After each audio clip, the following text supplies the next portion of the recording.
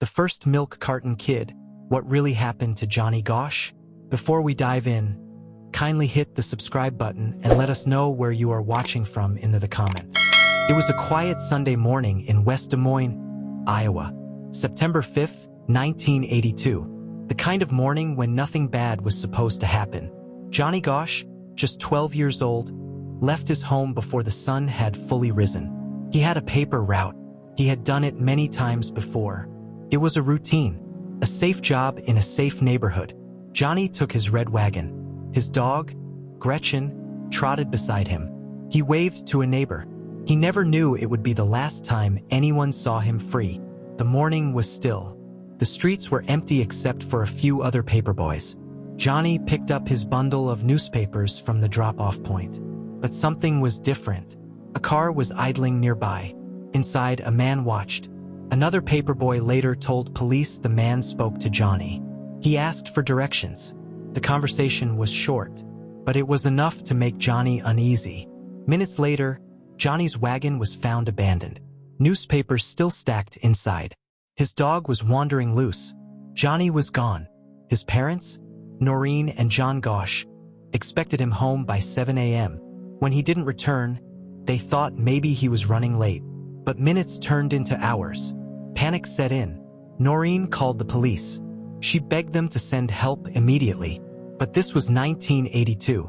Back then, a child had to be missing for hours, sometimes days, before an official search began. The police told her to wait. She refused. Noreen and neighbors began searching on their own. They called out his name. They knocked on doors. No one had seen him, except for a few strange details. A witness remembered a blue Ford Fairmont driving slowly through the neighborhood. The driver had been talking to several boys. Another remembered hearing a car door slam, a scream, tires squealing, and then silence. As the hours passed, Noreen's fear grew into something darker. She felt certain her son had been taken. Not wandered off, not run away, taken.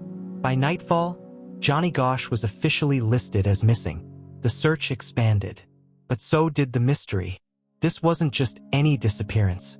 This case would shatter the illusion of safety for an entire generation. It would expose a darkness no one wanted to believe existed. But in those first 24 hours, no one knew that yet. All they knew was that a boy had vanished without a trace, and the clock was ticking. The next morning, a chilling rumor began to spread. A neighbor claimed she saw Johnny hours after the police search began. He was with two strange men, and he looked terrified. What happened next would turn this from a missing child case into one of America's most disturbing unsolved mysteries. The morning after Johnny vanished, West Des Moines was no longer quiet. Police cars cruised the streets. Neighbors whispered on their porches. Everyone had the same question. Where was Johnny Gosch? Then came the first real lead. A neighbor told police she saw Johnny that morning. Not alone. He was walking fast with two men. She said his eyes looked wild, like he wanted to run. She remembered something else. One of the men had a firm grip on his arm. The other walked behind them. Close, too close. Another paperboy spoke up. He remembered the blue Ford Fairmont. He said Johnny talked to the man inside. The car pulled away, then circled back. Twice. One witness said they heard a muffled cry. A door slam, tires screeching, and then the car was gone. The Gosch family pleaded for action. They wanted roadblocks. An Amber Alert didn't exist yet. The FBI didn't step in for hours. Every minute felt like a lifetime. Noreen Gosch didn't wait. She began her own investigation. She called newspapers. She printed flyers. She went door to door. Her son's face was everywhere, but so was the fear. If Johnny could vanish here, no child was safe. Police interviewed more neighbors. One man said he saw a second car, a silver one, parked near the paper drop-off point. When Johnny disappeared, it sped away. Two cars, multiple men, a planned abduction. Noreen started connecting the dots. This wasn't random. It was organized. Someone had been watching Johnny, waiting for the right moment. Then the case took a strange turn. A man came forward. He claimed he saw Johnny in Oklahoma, Weeks after the abduction, he swore the boy called out to him for help. The man said he tried to follow, but the boy was forced into a van. The license plate? Untraceable. The police couldn't confirm the story, but Noreen believed it. She believed her son was alive and being held by people who knew exactly what they were doing. This was no longer just a local story. The media picked it up. Cameras swarmed the neighborhood. The words child abduction were now on America's lips. But behind the cameras, something darker was brewing. A lead came in from another state. A boy matching Johnny's description was seen in the company of known criminals. What those criminals were accused of would shock the entire country. For more chilling true crime stories, don't forget to like, comment, and subscribe to the channel. The lead was chilling. A boy who looked like Johnny, spotted hundreds of miles from Iowa, in the company of dangerous men. These men weren't random predators. They were part of something bigger, something organized, something with reach. The tipster said the boy seemed drugged, eyes half open, head drooping, like he wasn't fully there. The men kept him close, one always touching his shoulder, another walking just behind. Every move felt rehearsed. When police tried to follow up, the trail went cold. Names were fake. Addresses didn't exist. The boy vanished again. Meanwhile, Johnny Gosch refused to sit still. She began talking to former FBI agents, private investigators, survivors of child trafficking. They told her something she didn't want to believe. Johnny might have been taken for a reason, and that reason wasn't just ransom. One ex-agent whispered the words, child sex trafficking ring, the kind no one wanted to admit existed, the kind protected by people in power. In late 1982, another blow came. A boy named Eugene Martin disappeared. He was also a paper boy, also from Iowa. Same age, same pattern. 2 boys, same state, same job, same fate. The media went wild. Reporters began asking if the 2 cases were linked. Police denied it. They said it was too early to tell. But everyone in Iowa was already thinking the same thing. Then a third, Mark Allen, also vanished. Also from Des Moines. The city's parents were in full panic. 3 boys gone. No suspects. No arrests. No answers. The whispers turned to rumors. The rumors turned to fear. In 1984, a new campaign began. Photos of missing kids printed on milk cartons. Johnny's face was one of the first. America began calling him the first milk carton kid. Millions saw his picture every morning. But no one could find him. Noreen started receiving strange letters. One claimed Johnny was alive. Another claimed he had been brainwashed. Then came a phone call. A voice she swore was Johnny's. He said just one thing. "Mom, I'm okay." Then the line went dead. But the most disturbing moment was still to come. One night, Noreen heard a knock on her door. It was late, almost midnight. She opened it, and there was a grown man, with eyes she recognized instantly.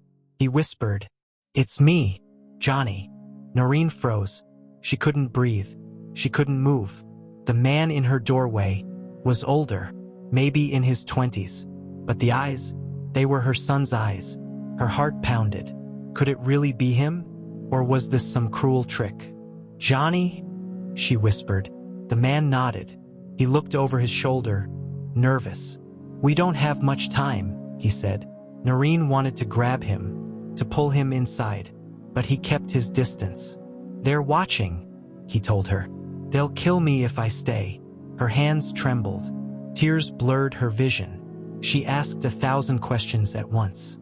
Where had he been? Who took him? Why couldn't he come home? He didn't answer everything. He just said he had been part of something bad, something run by powerful people, people who controlled the police, people who could make anyone disappear. Then he begged her, "Don't tell anyone you saw me. Not yet. It's not safe." And just like that, he turned, walked away, and vanished into the night. Noreen was left shaking in the doorway. Was it real, or was she losing her mind? When she told police, they didn't believe her. They accused her of making it up. They said she was confusing the investigation. But Noreen held on to the memory. She swore it had been Johnny. A year later, an even darker claim emerged. A young man named Paul Bonacci came forward. He said he had been part of a child trafficking network, and he claimed he had been there when Johnny was taken. Bonacci described details never made public. He knew what Johnny was wearing. He knew about the strange blue car. He even described a scar on Johnny's leg. And then, he claimed Johnny had been sold, moved across state lines, forced into unspeakable acts. If Bonacci was telling the truth, the kidnapping wasn't random. It was planned, targeted, organized. The media barely touched the story. Too dangerous, too unbelievable, too much to lose. But Noreen kept pushing. She appeared on talk shows. She testified before Congress. She named names and hinted at a network bigger than anyone wanted to admit. The more she spoke, the more threats she received. Anonymous calls in the middle of the night. Cars parked outside her home. Strangers following her. In 1997, another package arrived at her house. Inside were photos, boys bound and gagged. One looked exactly like Johnny. Police said they couldn't prove it was him, but Noreen knew. She said she'd recognize her son anywhere. Now, the trail was darker than ever. The players were bigger than anyone imagined. And if Noreen was right, the truth was too dangerous to bring into the light. The years kept passing, but Noreen never stopped. Every lead, every whisper, every strange phone call, she chased them all. People called her obsessed, crazy, delusional. But to her, Johnny was still alive somewhere, and he was waiting for her to find him. In 1999, an investigator brought her something new.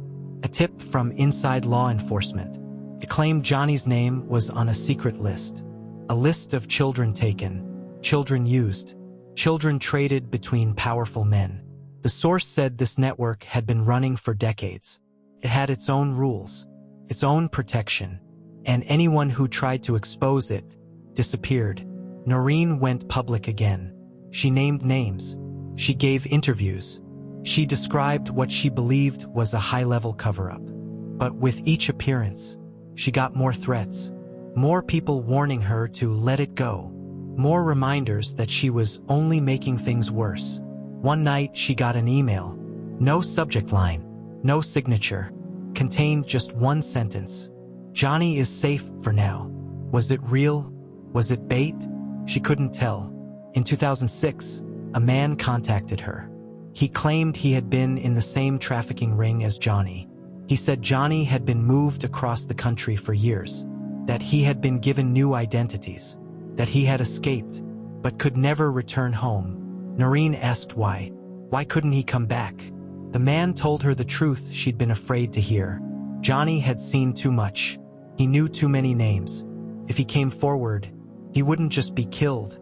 His mother would be too. It explained everything. The midnight visit, the warnings, the silence. But it didn't give her closure. It didn't tell her where her son was now. In 2012, the FBI reopened part of the case. It wasn't because of new evidence. It was because of new victims, people coming forward, telling the same story, the same cars, the same methods. The pattern was undeniable, but the files were sealed. The public never saw them. Noreen kept going. She met with survivors. She compared notes. The same faces kept coming up. The same men in the background of photos. The same names tied to politics, business, and law enforcement. But no arrests, no trials, no justice. By now, Noreen was in her 70s. She still kept Johnny's room exactly as it was. Same bed, same posters, same baseball glove. She said she was keeping it ready for the day her son walked back in. And here's where the mystery deepens. In 2014, a journalist digging into the case got an anonymous package. Inside was a flash drive. On it, a handful of grainy videos. They showed a man in his 40s. His voice was distorted, his face blurred. But in one clip, you could hear him say, "My name is Johnny. The man in the video spoke about being taken in the 80s, about being used in a network, about escaping, about watching from the shadows as his mother fought for him. The journalist tried to track the source. It led to a dead end. The videos disappeared from the internet days later. Noreen never confirmed if she believed it was her son, but she said one thing: the voice. It was him. Even now, the Johnny Gosch case is open, technically unsolved. No one has been charged. No body has been found. Some believe Johnny is dead. Others believe he's still out there, living under another name, always looking over his shoulder. But here's what's certain: his disappearance changed America. It led to the milk carton campaign. It changed the way missing children cases were handled. It gave hope to some and fear to others. And for Noreen, the fight isn't over. She says she'll never stop. Not until she hears her son say the words, "I'm home." Now, as you hear this, ask yourself, if a child can be taken in broad daylight and vanish into a network this big, how many others are still out there? And more chillingly, how many powerful people are making sure we never find them? That's the mystery of Johnny Gosch, the first milk carton kid, and maybe the one who got away. For more chilling true crime stories, don't forget to like, comment, and subscribe to the channel.